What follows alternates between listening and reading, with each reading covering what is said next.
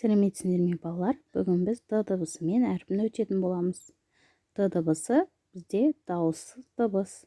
Дауыссыз дыбысты біз қысқа ғана айтамыз балалар. Дауыссыз дыбысты созып айтпаймыз. Және қане бәріміз қайталайық. Д.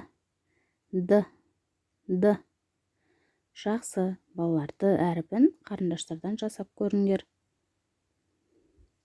Жақсы, келесі балалар суретке назар аударайық. Суретте сыныпта қандай сабақ басталды балалар?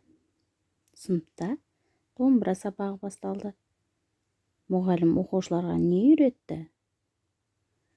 Оқушыларға күй үйретті. Оқушылар не шертті? Оқушылар күй шертті. Оқушылар күйді тез үйреніп алды. Балалар, біздің құраған сөйлеміміз қанша сөйлемнен тұрды? 4 сөйлемнен тұрды, Жақсы балалар. Келесі домбыра сөзін буынға бөлейік.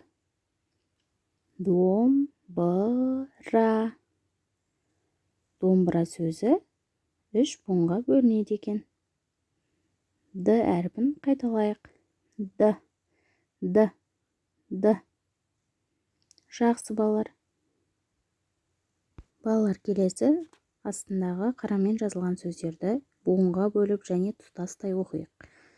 Дана, адам, дала, далада, ауыл, ауылда.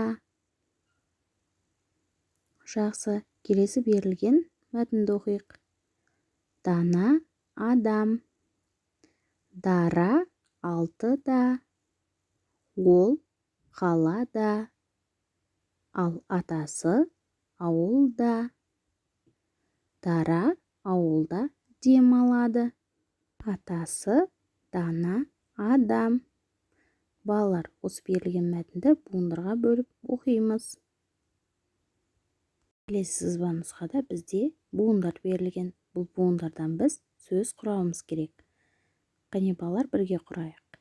Дара, дана, дала, дақа. Бұл сөздердің мағынасын өздерің білгендерің бойынша түсіндіріп көріңдер. Жақсы, келесі балалар. Оң жақта дыбыс сызбасында қандай сөз жасырулы тұр? Ол үшін сандарды ретімен орналастыруымыз керек екен. Сандарды ретімен орналастырайық. Сонда бізге берілген сөз шығады. Бізге орындық деген сөз берілген екен. Орындық сөзін буынға бөлейік.